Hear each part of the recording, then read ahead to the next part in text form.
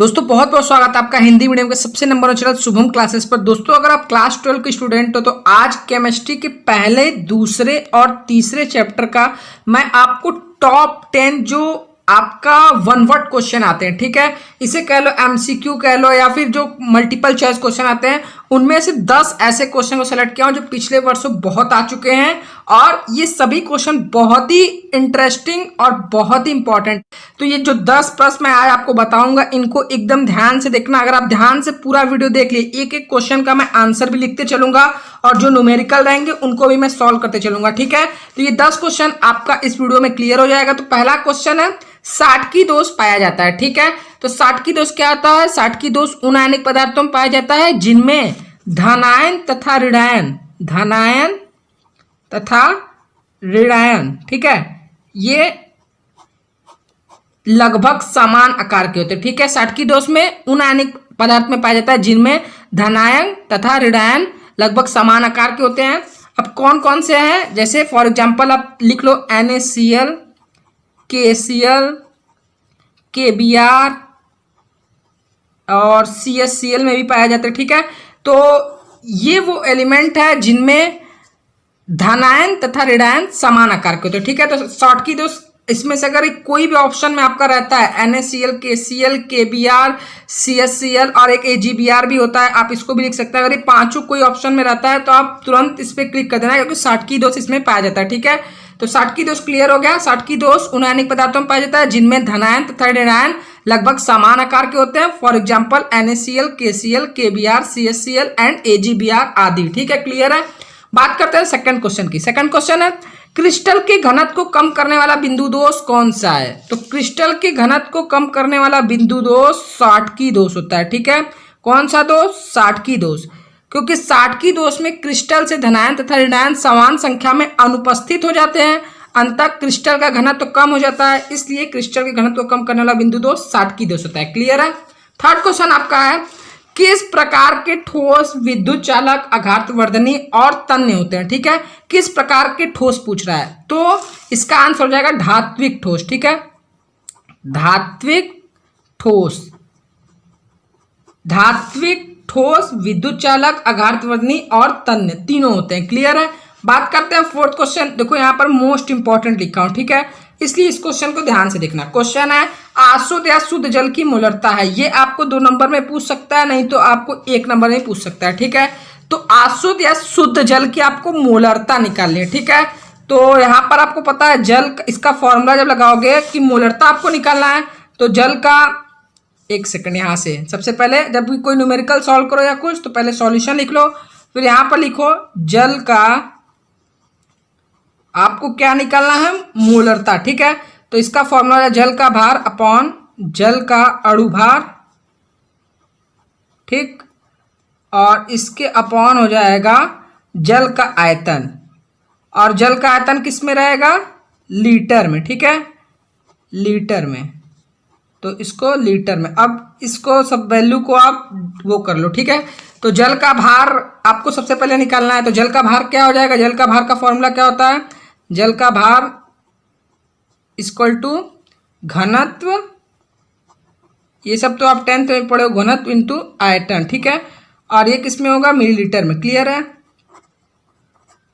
तो 1 इंटू आयतन 1000, क्योंकि लीटर मैंने आपको बताया तो ये हो जाएगा 1000 ग्राम, ठीक है। अब आपको जल का अणुभार चाहिए तो H2O का अणुभार, ठीक है, तो ये हो जाएगा 2 इंटू 1 प्लस 16, ठीक, ये हो जाएगा इसका 18, क्लियर है। अब आपको क्या निकालना है? जल की, शुद्ध जल की मोलरता, ठीक है। तो शुद्ध जल की मोलरता निकालोगे तो आपको वैल्यू से पुट करें, ठीक है। जल का भार 1000 अपॉन जल का अणुभार 18 और ये जल का आयतन लीटर 1, ठीक है। तो इसको जब सॉल्व करोगे तो ये आपका समथिंग आएगा 55.56 मोल लीटर। आप इसको डायरेक्ट याद कर लो, ठीक है। शुद्ध जल की अगर मोलरता पूछे तो 55.56 मोल पर लीटर अगर ऑप्शन में रहे तो आप सबसे पहले इसको टिक कर देना, नहीं तो अगर न्यूमेरिकल में आए तो आप इस तरीके से इसको सॉल्व कर देना, क्लियर है। बात करते हैं फिफ्थ क्वेश्चन की। फिफ्थ क्वेश्चन है राउल्ट का नियम किससे संबंधित है? तो राउल्ट का नियम वाष्प दाब से संबंधित है, ठीक है। राउल्ट का नियम वाष्प दाब से, क्लियर है। राउल का नियम किससे संबंधित है? वाष्प दाब से। नेक्स्ट क्वेश्चन है वेव विलयन जिनके, ये भी इंपॉर्टेंट क्वेश्चन है, ठीक है, क्योंकि पिछले वर्ष भी पूछा गया था और 2-3 वर्ष पूछा गया था। वेव विलयन जिनके परासरण दाब समान ताप पर समान होते हैं, तो इसे समपरासरी विलयन कहते हैं। क्या कहते हैं? समपरासरी विलयन। समपरासरी विलयन क्या होते हैं? जिनके परासरण दाब समान ताप पर समान होते हैं। क्लियर है? बात करते हैं 7 क्वेश्चन है, किसी भी इलेक्ट्रोड का इलेक्ट्रोड विभव किस पर निर्भर करता है? तो किसी भी इलेक्ट्रोड का इलेक्ट्रोड विभव 3 चीज पर निर्भर करता है। पहला है धातु की प्रकृति पर, ठीक है, धातु की प्रकृति पर। दूसरा है विलयन के ताप पर, विलयन के ताप पर। और तीसरा है विलयन की मोलरता पर, ठीक है, मोलरता पर। तो अगर कोई पूछे कि किसी भी इलेक्ट्रोड का इलेक्ट्रिक विभव किस पर निर्भर करता है, तो किसी भी इलेक्ट्रोड का इलेक्ट्रोड विभव धातु की प्रकृति पर, विलयन के ताप पर और विलयन की मोलरता पर। क्लियर है?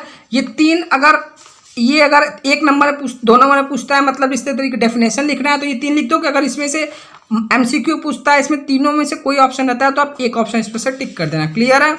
नेक्स्ट क्वेश्चन आपसे पूछा गया है प्रबलतम अपचायक है, ठीक है, तो और 4 ऑप्शन दिया है, ठीक है, प्रबलतम अपचायक पूछा है। लेकिन एक बात मैं बता दूं कि विद्युत रासायनिक श्रेणी में जब ऊपर से नीचे की ओर जाने वाले तत्वों पर की अपचायक क्षमता घटती है, ठीक है, ऊपर से जब नीचे जाएंगे तो अपचायक क्षमता घटती है, तो मानक अपचयन विभव के मान बढ़ने लगते हैं, ठीक है। और विद्युत रासायनिक श्रेणी में जो आपका ये लिथियम है, विद्युत रासायनिक श्रेणी में जो लिथियम का स्थान सबसे ऊपर आता है। क्लियर है? इसलिए जो इसका मानक अपचयन विभव है वो -3.04 वोल्ट होता है, और ये है इसका। क्लियर है? तो इससे यह ज्ञात होता है कि जो ये लिथियम है यह प्रबलतम धातु अपचायक है। क्लियर है? समझ में आया कि नहीं समझ में आया? तो बता रहा हूं फिर से, देखो अच्छे से।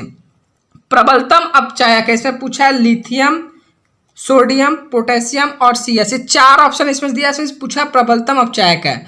तो सबसे पहले समझो, जो विद्युत रासायनिक श्रेणी में ऊपर से नीचे की ओर जाने वाले तत्वों की अपचायक क्षमता घटती जाती है, ठीक है, क्योंकि जब मानक अपचयन विभव के मान बढ़ने लगते हैं तो विद्युत रासायनिक श्रेणी में जो ये लिथियम आपका है वह सबसे ऊपर स्थान पर है, ठीक है, लिथियम सबसे ऊपर स्थान पर है।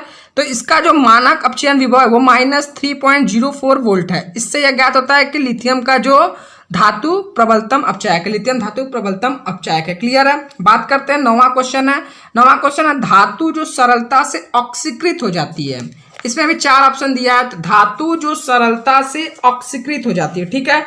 तो मैं आपको बता दूं, जो Cu, Ag और जो Pt है, ठीक है, की तुलना में एल्युमिनियम का जो मानक इलेक्ट्रोड विभव या मानक अपचयन विभव ये अधिक ऋणात्मक होता है। एल्युमिनियम का जो मानक इलेक्ट्रोड विभव होता है -1.66 वोल्ट, ठीक है।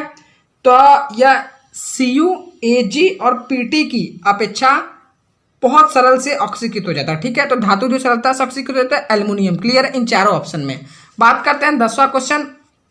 H3PO4 की 1 मोल विलयन की नॉर्मलता है। आपको यहां पर क्या निकालनी है? इसकी नॉर्मलता निकालनी है। क्लियर है?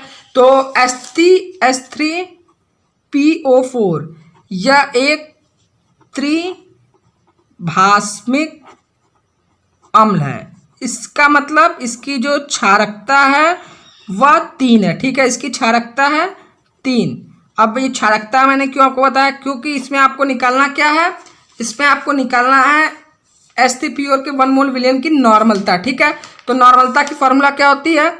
मोलरता इंटू क्षारकता। तो 1 मोल का निकालना है, तो 1 इंटू क्षारकता 3, ये 3 इसका नॉर्मलता, यहाँ पर 3rd D ऑप्शन इसका हो जाए। क्लियर है? तो पसंद है तो लाइक और शेयर जरूर करें। आज के लिए इतना ही, मिलते हैं नेक्स्ट।